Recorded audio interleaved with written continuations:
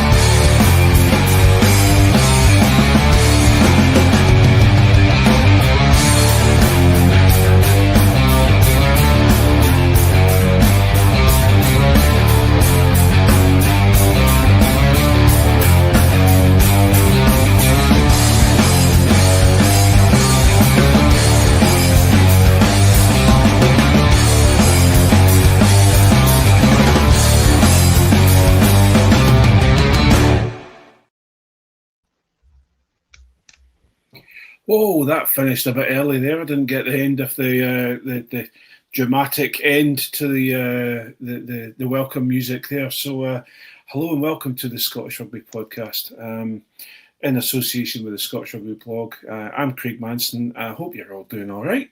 We are going to have a bright and breezy discussion tonight. Happy-go-lucky. We're going to talk about lots of things. We're going to have full backing for Gregor Townsend, and we're not going to be down at all on this podcast.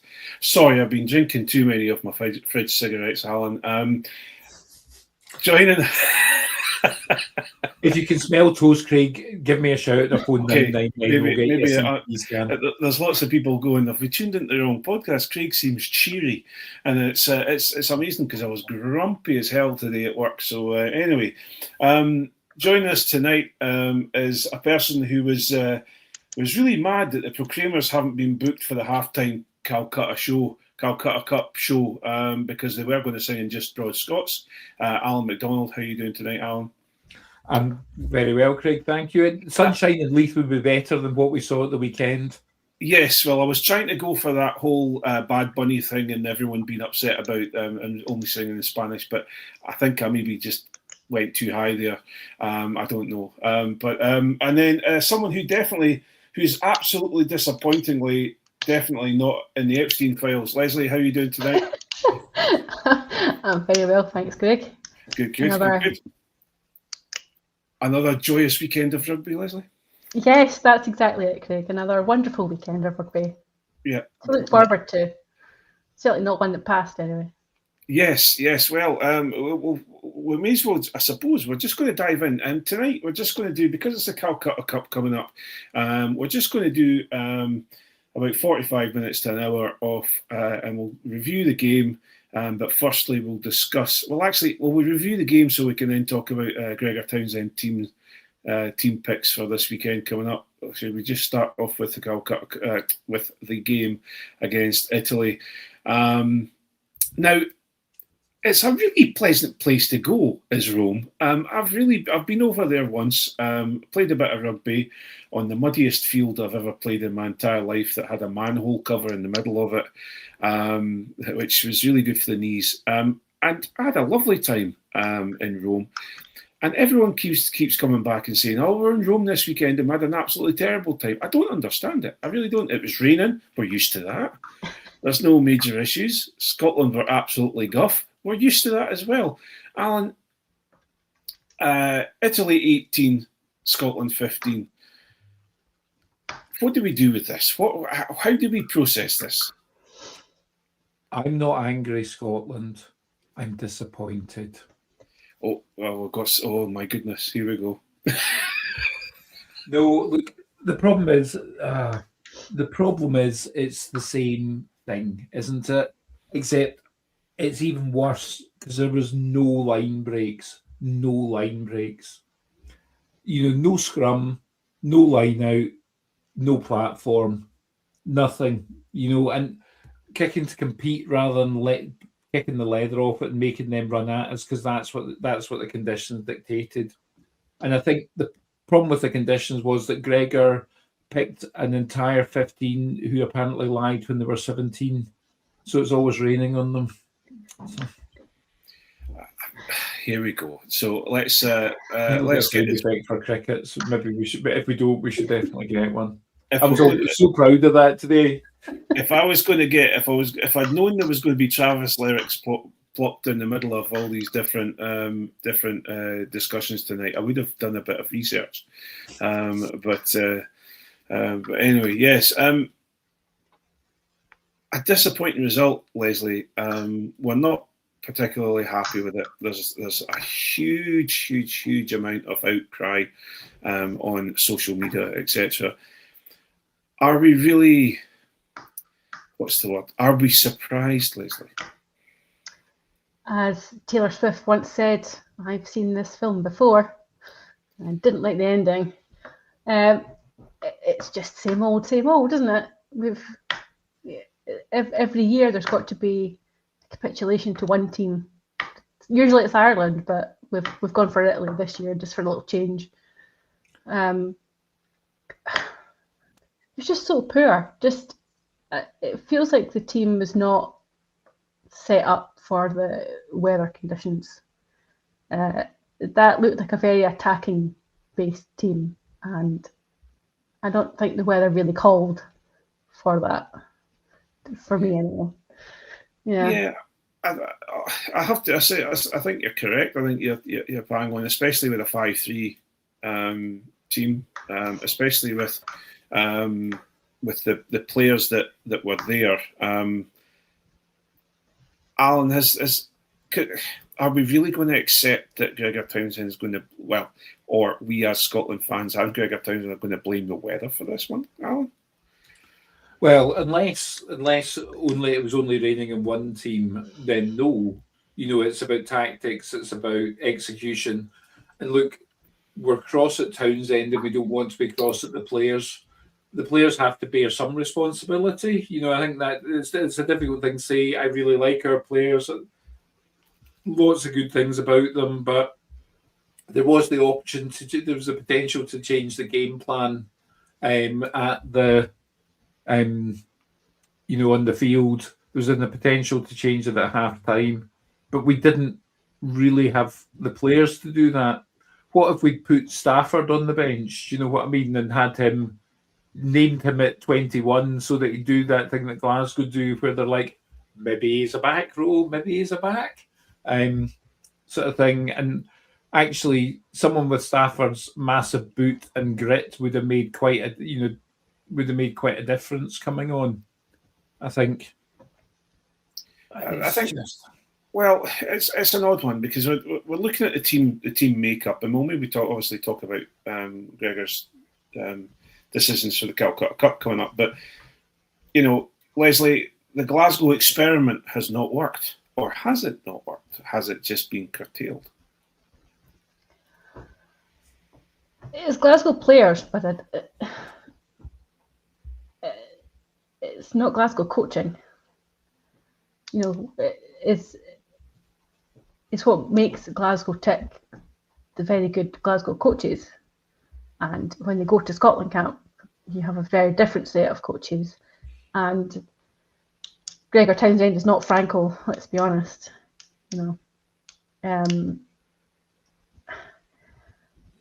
I think the potential for it to work is there, but I don't think that team for those conditions was the right choice. And picking Tom Jordan, who is a very good 10 and very good 12, is not a fullback. And Italy exploited that quite easily for their first try. He was all out of a position. Would you have been better? If you're not going to pick Blair Kinghorn, then why not like an Ollie Smith, who's pretty good under the high ball. He's got a great boot on him. He can kick the leather off it. He would have, he's a big tall boy, would have been great under the high ball. He might have been a better pick than someone who's very attack focused, like a Tom Jordan, who's defensively maybe not as good at 15 as somebody else. Yeah, and Alan, we're talking about Gregor's selections, and Leslie's saying, well, the weather also didn't suit the running game that Gregor was maybe talking about, but Italy managed to run it and put some great backs moves in, great running. That centre pairing that they have within the Italian team are just phenomenal. So, on my side of things, I was very much like I like Kyle Stein. He comes in instead of Darcy Graham, and I think he was absolutely fantastic. I think he is a great player. He's the heart of the Glasgow team. But Dobie and Jordan have no ability in the air they're not as good in the air as, for example, a Kinghorn. Or we talk about Jamie Ritchie, for example, who's fantastic in the air, or I was going to call him Troy Bayliss there, which is if any of you out there in the world of outside rugby of motorbikes will know who Troy Bayliss is. Josh Bayliss, there's players there that he could have had within the team that could deal with the high ball. I'm concerned that Blair Kinghorn has dipped his nether regions in Gregor's tea, because he's been set aside from, and I don't know where this is coming from, Alan. The only potential explanation, and this is something you spoke about in the autumn, Craig. The only potential explanation is that Kinghorn is absolutely knackered, and they're thinking he's just needing time, and this is the best way to give him that time, because he's played a lot of rugby pretty continuously. He's obviously Edinburgh really, sorry folks, but Edinburgh haven't been involved in meaningful rugby after Easter terribly often when Kinghorn was there, and then now he's in the top 14, and that already plays for a long time, and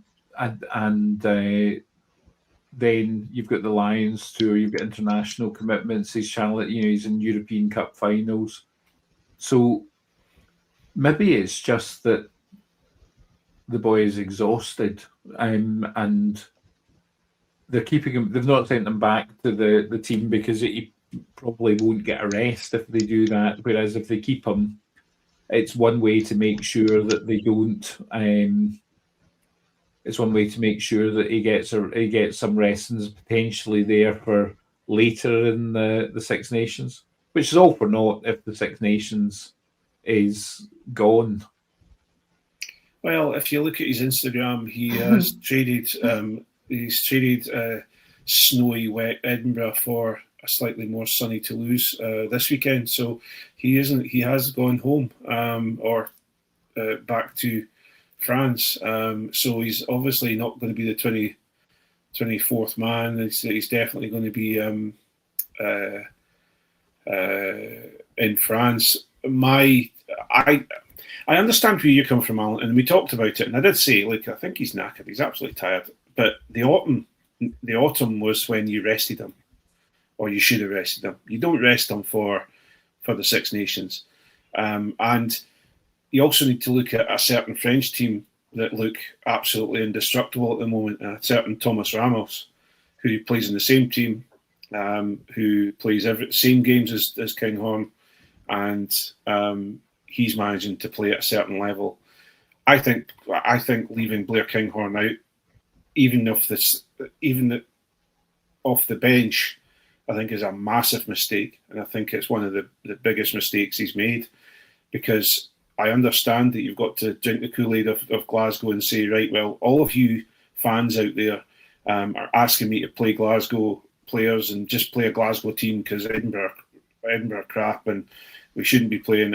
And so he's jumped the Kool-Aid and said, right, okay, here we go. There's the experiment. We're going to play Glasgow players. But I think we're really missing I really do think that we miss Finn Russell, especially misses Kinghorn. I also believe that we're not having Darcy Graham on the bit coming on the pitch for a good period of time. He brings a certain something to the team, and also I think leaving Finn Russell was not at his best, or dare I say it. I'm looking around to see if there's any lightning striking.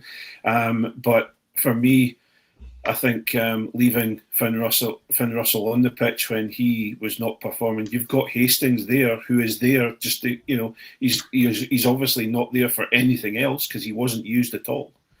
Again, we've covered this before of why does Townsend not use people off the bench, and what's the use of having a 5-3 in this sort of, especially that weather, and then not using them, And Leslie, I think, what's your thoughts on that? Is there any players you thought or think were missing on the weekend that may have made a difference? I don't think Jamie Dobie was great, particularly, but Doohan isn't performing particularly well. He's not great under the high ball either, so if you don't pick him, you're looking at maybe Kyle Rowe, maybe. Again, he's quite a short guy, so you might want someone who's a bit taller. I don't know, but our options for wing aren't that great, so I don't know who you would pick instead that would have done a better job. Again, you've got 5-3 on the bench, but and didn't use Hastings. You could have had, as we've spoke about already, a Josh Bayliss or a Jamie Ritchie or somebody. I also don't know why we had Darcy on the bench. He only covers one position, really. Yeah. I watched it back this afternoon. Darcy came on at Darcy came on at the 48th minute, and so he played most of the second half. And I don't think he really did particularly much. Now, obviously, that's not just because of him, because of how the game unfolded, but I didn't feel he really added anything to the game. You're right about Finn Russell not playing well. He didn't. He actually missed 2 kicks, which I haven't seen anybody really speaking about. Those 2 kicks, one was a penalty, one was a conversion, which would have been enough to win the game. Yeah. And I'm not saying it's Finn Russell's fault. It's not, but it's just we chose to keep going for corners, missing lineouts, and if you'd even just taken one of them as a penalty, kick, goal, it could have been a different story altogether. But you pick the Glasgow leadership group, and you know what you're getting unless you specifically tell them otherwise. Yeah, but you would hope with it being a Six Nations game, they would be a bit savvier. The weather's really rubbish. The lineout's not functioning.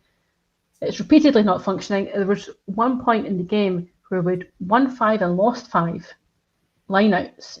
You would have thought somebody in that group should have said, actually, this isn't working. Let's at least try and get some points on the board rather than let's repeat the same thing and keep failing at the same thing. Yeah. The definition of insanity. Well, we've done this before, and dare I say it, it's another set of lineouts that Grant Gilchrist was running, and we're at a situation where the lineouts are not working, but we just keep doing the same thing. And I think the one that really struck me, and it's a typical Scotland and Edinburgh thing, was, and sometimes Glasgow do it too, is miss a line out, ball gets kicked into touch, another line out missed, penalty, try. And it was Lemoncello's, I think it was Lemoncello, I keep calling him Lemoncello. it was his try that came from 2 penalties, I think, and they just marched us up the field, and then he scored. And it's just again, and then it seems to be our soft underbelly that whenever we get a bit of pressure on us or things aren't going the way that we think it's going to go, we fold and we give away stupid penalties here, there, and everywhere. And poor old Ewan Ashman. Now I don't know if that's because he's been having a fantastic season, but he seemed to just absolutely. John Barclay's been said he thinks he's got a case of the yips. I think he's injured, so for this weekend. So I don't know whether that was bugging him, or he's trying to play through something. It was horrendous. But we can't just sit and blame Ashman for it all, because Scottish lineouts for many, many years. How many times have we been right on the 5 metre line and we've guffed up a line out and coughed the ball up to the other team? So we can't just turn around and point fingers at Ashman. We'd said in the summer that Ashman looked like he had the yips, and when he was throwing in, and actually looked like a broken man. And then he's been great for Edinburgh with the line out throwing. And actually, one of the really things that's impressed me about him this season is how well he's done with that. And he was good in the autumn, great, very happy. And then suddenly, I think what happened was a perfect storm of the Italians throwing up a big lad at 2 on every one of Scotland's lineouts to unsettle it. The conditions being absolutely dyed-in-the-wool terrible. The other parts of Scotland's lineout not working, all of which it's very difficult no matter how well you've got over your yips, once all of that's in your head, it is very difficult not to start yipping again. And it's that kind of it's that motion and just going from a standing start to do it. And I think he probably went a bit to pieces because of everything else going on around him that compounded it. And unfortunately, he just looked like a broken man after he came off, which is a shame because, as I say, he's been one of the very few bright sparks for Edinburgh. But I think... Oh, sorry. No, go on, you go. I interrupted. So I think the problem on Saturday was the forwards, because we had no line out, we had no scrum, and it's very difficult. You can fault the backs for the defence and things. You can't really fault the backs in attack. You can't really fault Finn other than the kicking, because they had nothing to work with, and it wasn't the type of day where Darcy can get a ball and then just goes past about 7 or 8 people. It was just the type of day where it really needs to go to horrible big men to stick it up their jumpers and run into other big men and then just keep smashing.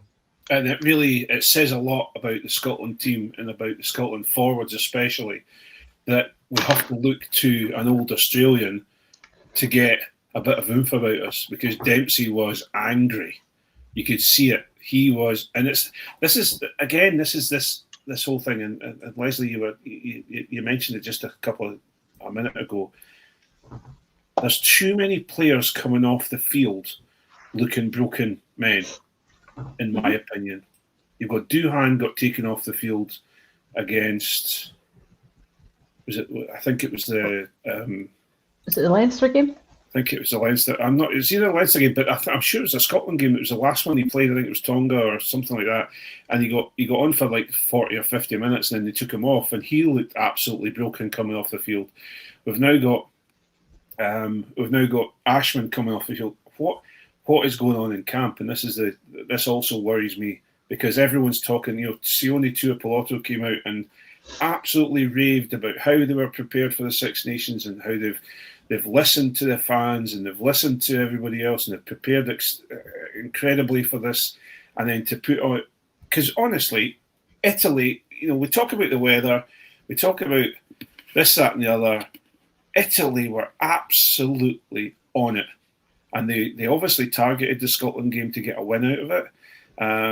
but they were absolutely on it. We should have met them force for force because we know that Italy are a banana skin in the Six Nations. We know that any Italian team in the URC is a banana skin. Unfortunately, 2 Italian teams are banana skins for Edinburgh, but usually it's just Benetton that Glasgow chip over regularly. John Anderson, Italy are a team, a serious team nowadays, and their URC teams are serious, but it just seems that there's something going on in the heads of Scottish players, and I just don't know what it is. But it's not going on in the heads of Glasgow players when they go down, what was it, 26-3 away to Sale or 21-0 to Toulouse. They're able to come back. So what is it that's different? Because it was a largely Glasgow team. So what was it that was different? Can we think what might be different? Well, we'll maybe have a discussion about that in a few minutes' time, because I've started to get sucked down into the depths of despair, Leslie. So I want to move on because no regrets, they don't work. So we will move on to the team that's been named for the Calcutta Cup. Now, this is a game that I love. I'm always up for. I want to get tickets for. I want to go and see. This weekend, I'm going away as far away from Edinburgh as I possibly can. And I don't know if I'll even want to watch the game because I'm concerned about it. Let me get the team up here because I was all prepared and then my iPad shut down. So we're starting off. Nathan Macbeth comes in for Pierre Schumann at loose head. George Turner comes in for Ewan Ashman at hooker. Xander Fagerson in at tight head. Gregor Brown and Scott Cummings in the engine room, giving you a full Glasgow engine room. Jamie Ritchie has come in to do his best to. I'm surprised he won't have a scuffle up the middle of the tunnel, going in after they've warmed up with some of the English players, because Jamie Ritchie is coming to do that. Rory Darge, who actually is the one player I thought would be sacrificed this weekend, but he's not. In at 7, Jack Dempsey at 8, the old Australian. Dave Cherry comes onto the bench.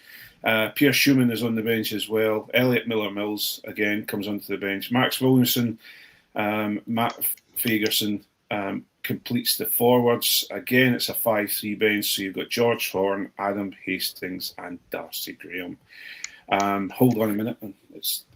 It feels like Groundhog Day's setting in. Leslie. 4 changes. Oh, sorry. Sorry, yeah. 4 changes. Leslie, have you... Come on, give me some hope. Give me some cheer about this game that's coming up. It's very don't back down, double down, isn't it? A little bit. Yeah. I don't think I can provide you any hope, Craig, I'm afraid, because I'm not confident about that team particularly.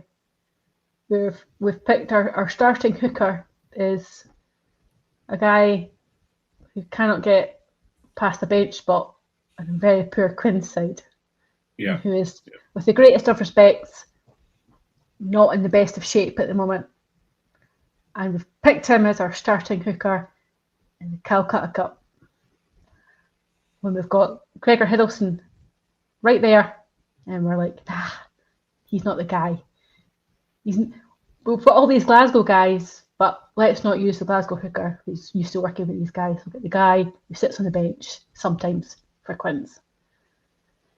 And then on the bench, we have a hooker that can't walk up and down a set of stairs properly.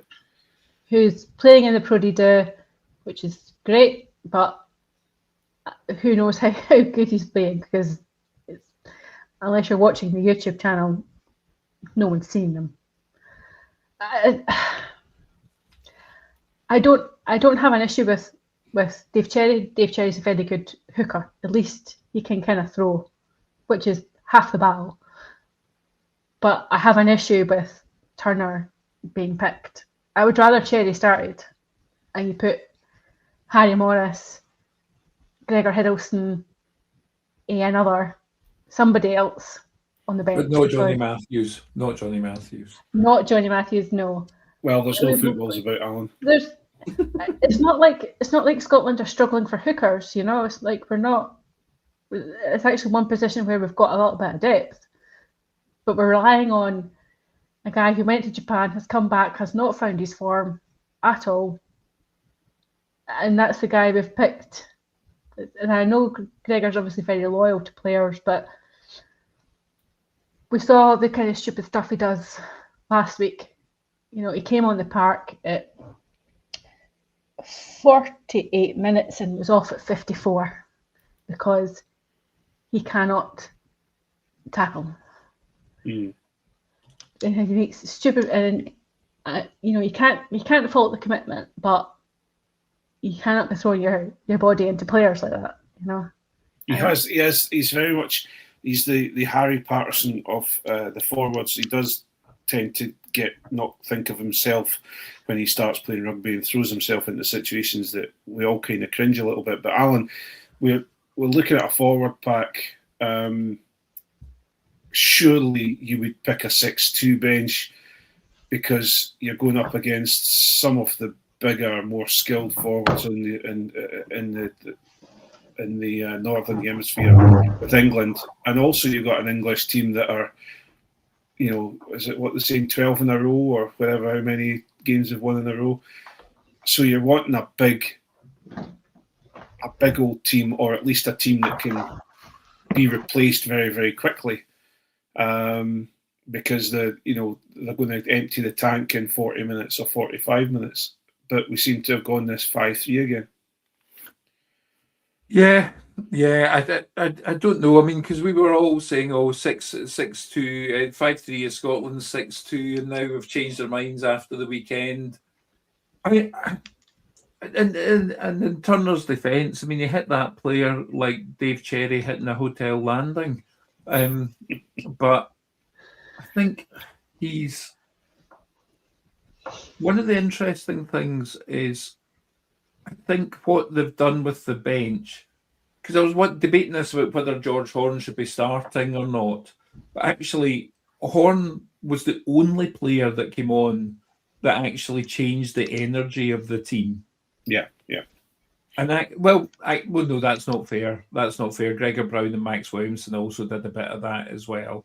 And if you have a wee look at the bench, you know, Cherry, Schoeman, Williamson, Matt Fagerson, Horne and Graham all can bring the energy up. You know, there are players that can do that. So there's a potentially energy change. As is Adam Hastings, it's just no one believes he's going to get on. There was a comment from someone saying that it was a 5-2-1 split on the bench because Hastings was never going to get on. That was Brian Dalglish. And I think that's actually fair. So there is something about changing the energy. Gregor Brown and Jamie Ritchie put the BQ of our pack up at least, you know. The combative nature of their play, shall we say, is good. And Turner did last longer than Maro Itoje before his yellow card. Let's not forget. Yeah, that's very true. But again, we're looking at a team that in England that they've picked George Ford at 10. So we know that the spiral bomb, the spiral bomb is coming out, and all he's doing is kicking the ball with a bit of. Everyone keeps talking about spiral bomb. You could kick a ball end over end and still no catch it properly. So I don't see what everyone's going on about. Anyway, that's a difference. It's the reverse thing of rugby, Craig. Everyone talks about it. No one knows what it actually is. Exactly, that's what it is. The spiral bomb, and that's what Flats needs to stop commenting at the side of the pitches on some of the Premiership games, because he goes out and starts talking through a scrum as it's happening, and it's not. I'm not having that, because I need to keep a little bit of secrecy and a little bit of dark arts to myself. I don't want him telling everybody. Then we know that we're all up to no good in the scrum, and actually anybody can do it. So we're going to get kicked at by England, and we've got the same back three. Is it just a same again, same again, or are we going to get anywhere, Alan?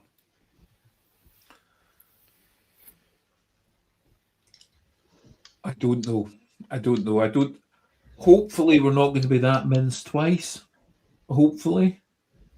A Welsh colleague, I'm not going to name him because he says he listens to the Scrum 5 pod, not our pod. So yeah, you can get in the sea, Geth.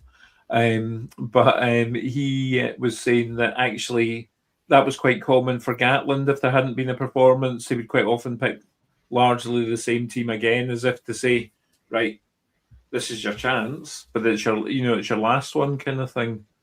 But if Townsend says that, will anyone really believe him? Well, of course, yes, men, right, men. Of course, they are men. He brings, because there's no. You see, this is the thing. There's no Steve Tandy there, and if you've ever watched Steve Tandy talk to people, I would run through a wall for Steve Tandy when he talks up a team. The rest of them just kind of. It just seems to. I don't know what this Lee Radford is like, but I certainly, for Steve Tandy, I would have run through a wall. And a lot of these Welsh compatriots seem to get themselves into positions that they really shouldn't have done so anyway for him. So it's an odd one. But I just feel that England are on a wave and we're not. And they're coming up, and Townsend is putting a hell of a lot of faith that he's going to get a response from everyone, Leslie. It feels like he's almost trying to deflect the pressure from himself to his team a little bit, as in, or he's trying, as the lovely Johnny McGinty said, he's trying to get himself sacked. Who knows? But yeah. Well, funnily enough, Tom English was. I listened to the BBC podcast before I came on, and Tom English was, and both Tom English and Andy Burke were very, very, very reactive to somebody putting a post in saying that he's what's the word? He's given up. And they were saying there's absolutely no way he's given up. Gregor Townsend as an incredibly strong coach and driven coach and wants to win everything he gets his hands on. But my concern is and I guess it's the same thing. I watch some of the cabinet meetings for Donald Trump, and I think to myself, can those people actually hear themselves talking to him? And I think it's the same thing. As Townsend actually bringing himself out with watching a game and going, because he came out after the game in Italy telling he was really proud of the effort of the lads, and he was very proud of what, and there's lots of things to and it's like, hang on a minute. I understand he's got to try and, in team psychology, he's got to try and, I don't know, it tells you you're not supposed to single out people and you're not supposed to take the team down, etc. But in public, but something has to happen, surely. I don't think he's given up. I don't think that's. I think that's part of the problem. He's not a man that will accept that he's beaten. He'll keep bashing himself at the wall and hopefully try and break through it. But I think he's at the stage where he's taken things as far as he can, and the best coaches recognise that. They're kind of like, it's been, they step down and sort of say, it's been an honour and, work with the team, but I think I've done as much as I can with this group. I just don't think it's in his psychological makeup to do that. But I think that's when the employers should step in and sort of go, basically leave him in a locked room with a bottle of whiskey, a resignation letter, and a fountain pen, and that type of Gregor, nudging him towards that. It's like that Thick of It sketch where you can have where Tucker talks about having a good resignation. Get out early. Oh, we're way past that now. We're way past that. So, with it, I'm going to touch on something that's incredibly close to my heart, and I'm a little bit sad about it. But we are looking at a team that's just been named that it's the first time in decades now. There's definitely it was on the podcast that I was listening to earlier on. There's definitely an actual time, because I think one of the statisticians put it on. But we're now, this is the first time in decades that we've not had an Edinburgh player in the starting team. It's 303 games There you go. since an Edinburgh player was last not in the team. And we've just renewed Sean Everett's contract. So actually, I mean, it's not that that's undeserved, but the fact that we have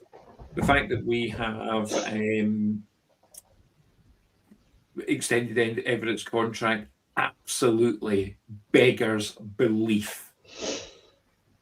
And I think, I think there's going to be there's a lot of players that need to renew their contract at the end of the season. I think there's going to be a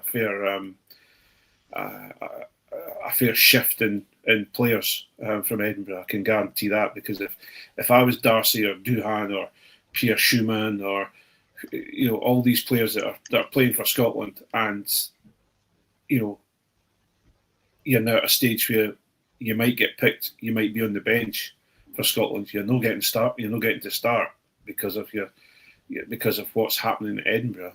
I would be saying I'm off to Northampton Saints, or I'm off to somewhere down south or somewhere in France to go and get myself some decent rugby and take myself away from this sort of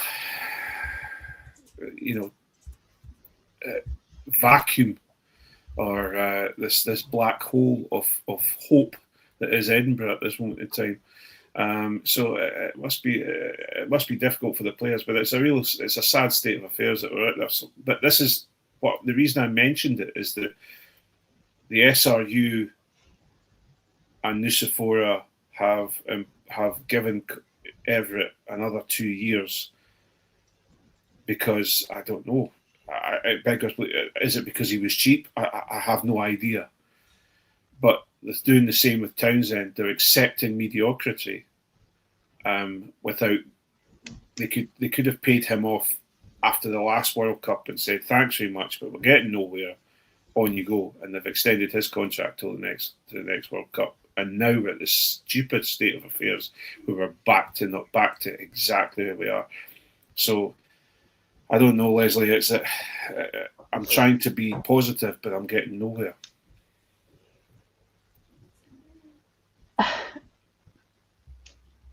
That the lack of an Edinburgh player in the starting 15 should really be an eye opener to the SRU, because you've got two teams and you've got one team that you're basically not picking from because they're not playing well enough. That should be red flags, klaxons blaring that there's something wrong, not renewing the contract of a very mediocre coach. And I know they're replacing some of the assistant coaches, but Sean Everett is the main guy at the end of the day. And he's had 3 years and done nothing. Hee-haw. It has to be because he's been cheap. And they don't want to go through the constant cycle of renewing a new coach and performance staying the same. So it's almost like well, no, you're not going to get a new coach. This is the one you've got. You'll need to kind of buck your ideas up yourself. We've got a coach at home. Yes. You're not getting a coach out. We've got a coach at home. Yeah. The coach at home's out the Aldi setting. In fact, he's off Timu. Not even the Aldi Centre aisle. The thing is, you're also looking at he's been employed, and it was stated that he's there to develop. He's developing the youth at Edinburgh, which, you know, as we said and I talked about when they first got Franco in into Glasgow. I said, you know, there was a few comments and not sure in this, but he would look at what he did for Italy, bringing through the young players, and Italy are in the position they are in just now for a mixture of some work from I've forgotten the Irish guy's name that used to coach Harlequins. Conor O'Shea, and then Franco Smith coming through Italy. I think they're in the position that they're in at the moment because of them. But within, you've got the double bluff of, Sean Everett's now he's starting to develop younger players. Freddie Douglas got his first international cap before he even got his club cap. And then you've got all these exciting players there coming along, and then Townsend leaves them out. And you think to yourself, you know, you had Freddie Douglas, you had Liam McConnell. Now, there's a couple of players that would do something different against Italy that are scarily focused, that want to, you know, tell you, is it McConnell or O'Connell? McConnell. Who absolutely is a very much Jamie Ritchie style player. If he wants to get in there and get about them and give them a bit of hassle. And I think these are the players that, if you're going to change things around, don't just accept, like even things you're talking about, fullback, Leslie. Kyle Rowe was the natural person to go into fullback, not Tom Jordan, who hasn't played fullback very, very regularly.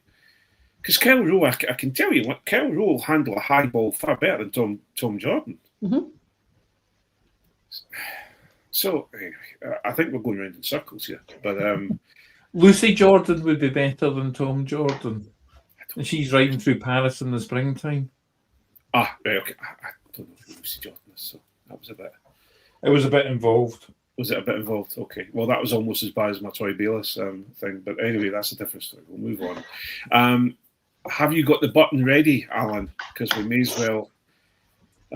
Because I usually get involved and try and touch that button, and I shouldn't. So I'll leave you to do... we're going to go into the Hands in the Ruck section now, which is what we usually have within the Patreon side of things. But this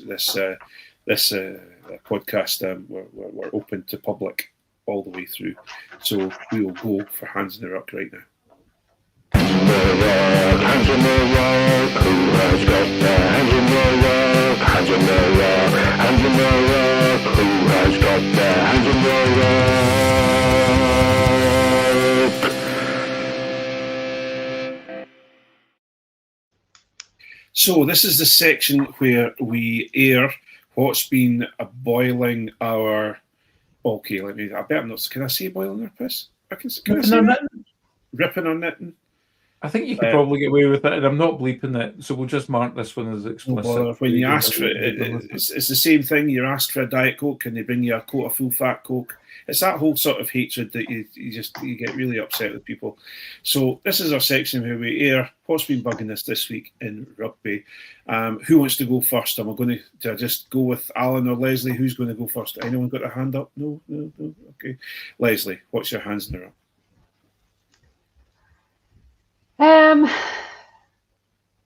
The SRU, but not for reasons you might think. Okay. The A game. Easy. So obviously Scotland A played Italy A on Friday night. Great, lovely. It was only shown on the Italian Federation's YouTube channel in Italian. Not a single penny was spared to have some English commentary. That wasn't even being shown on the SRU's own feed, that, you know, you can do like a joint thing. No, just the A teams over there, it's fine. Just go watch it in Italian and hope for the best. The guys didn't even have like a proper kit. They played in a training kit from last year. And it's just like, these guys are meant to be the next cabs off the rank, and would we can't even be bothered to show them properly. Just it's all very kind of done on the cheap. Just there's some old kit, chuck that on, that'll be fine.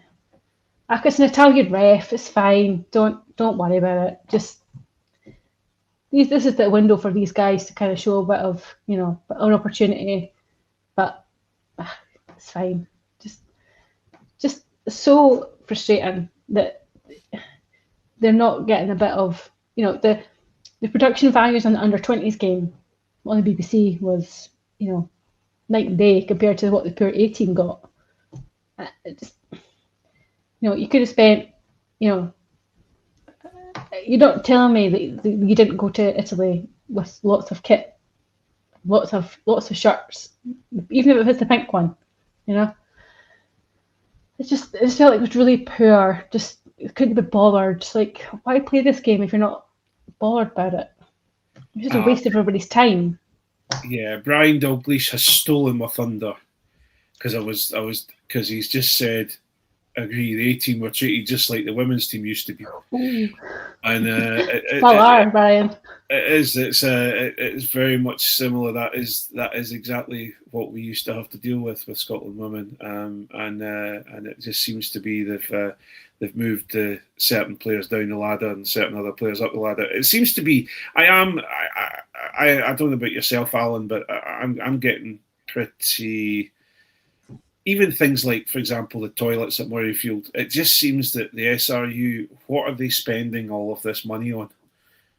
And I'm because we are at this stage now. Okay, an A game is an A game, and not you won't get a massive amount of people tuning in for an A game, but it's quite an interesting thing to have. Even just get the Italian feed and put it on your Scottish. Your Scottish rugby channel on YouTube, so that because it's quite easy to do it. Even I can put videos onto YouTube for my work, and I'm old and bald and I can't. I'm useless at technology. So I think they could do something about it. What about you, Alan? What do you think about the A teams?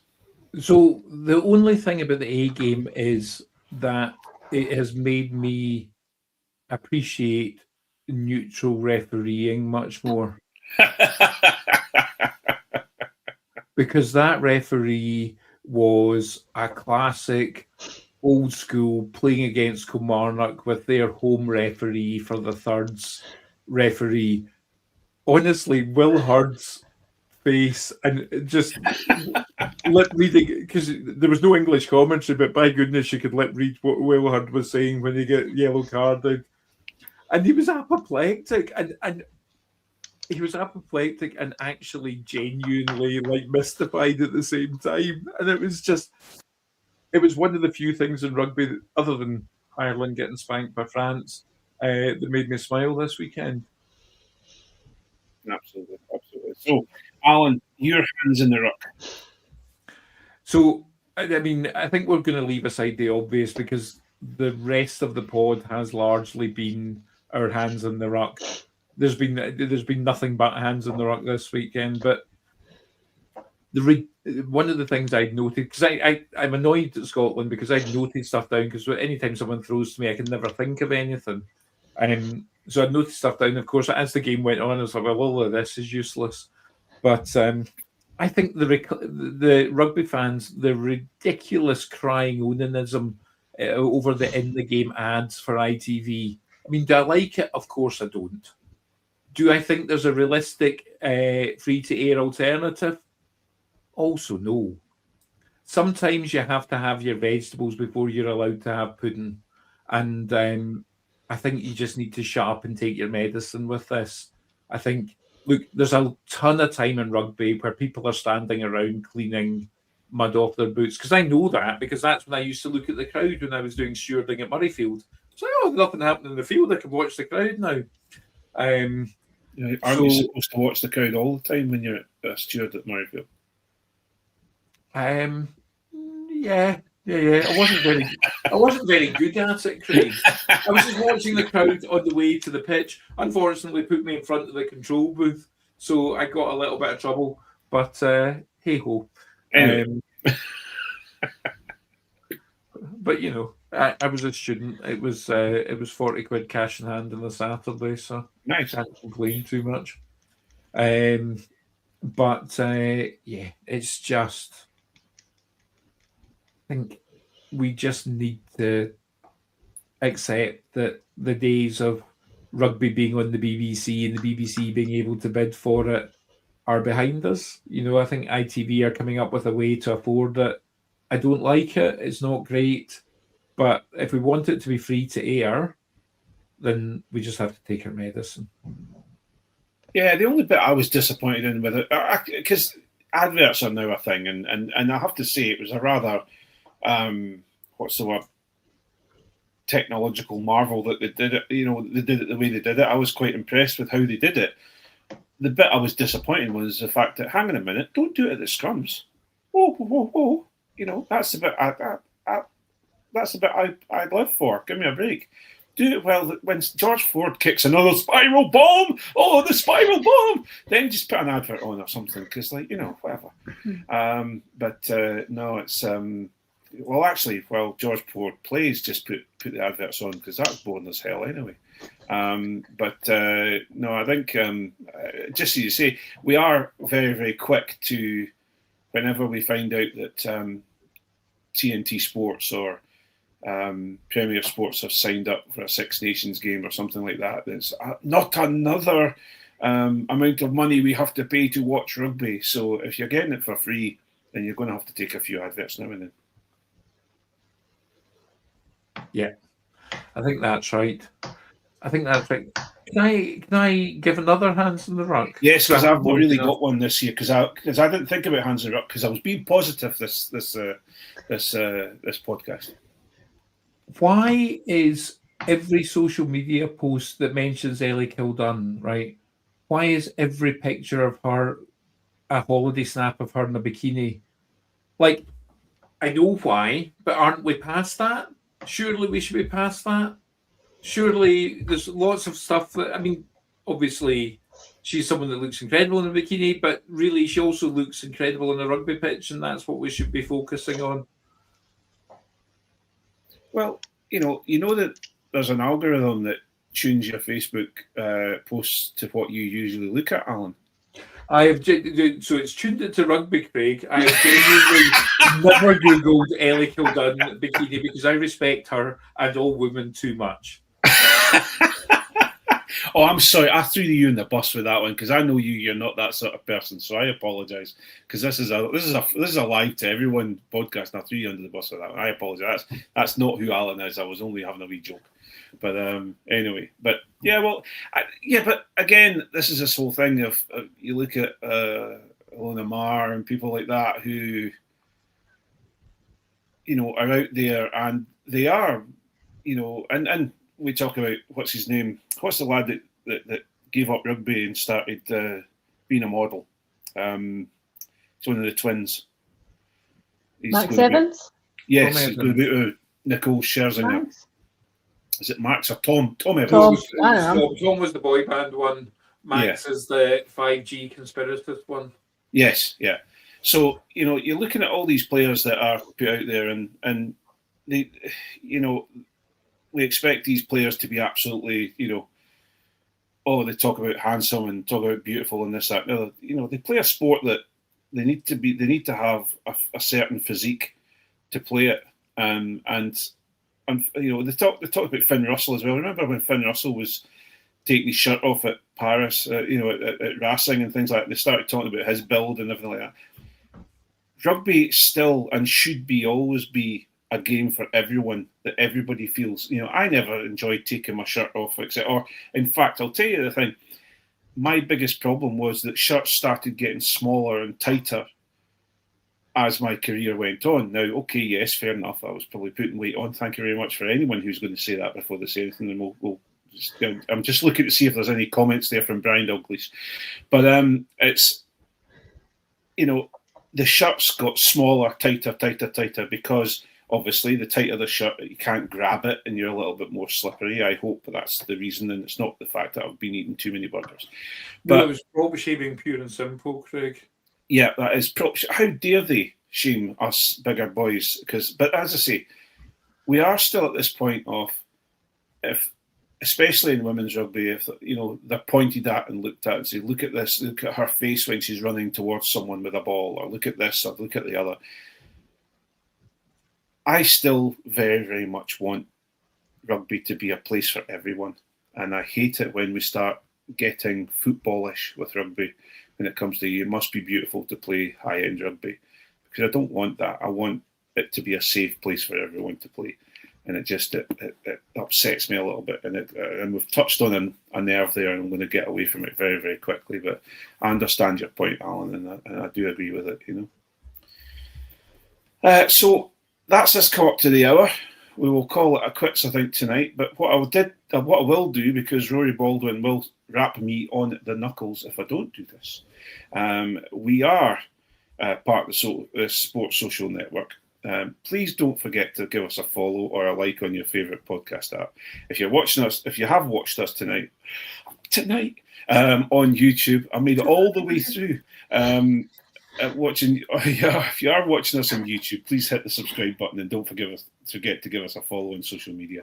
You can find all of the links on our site, www.scottishrugbyblog.co.uk. If you do click on us on Facebook, and you start clicking on us regularly on Facebook, you might get some of John Anderson ranting about Scottish fans. You never know, because the algorithm might take you that way.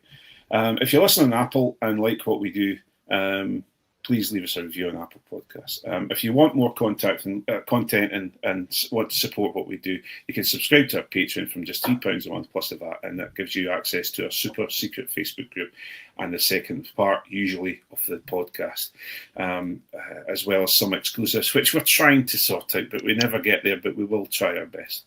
That is us for tonight. I know what we have. I have just seen what you're probably about to mention.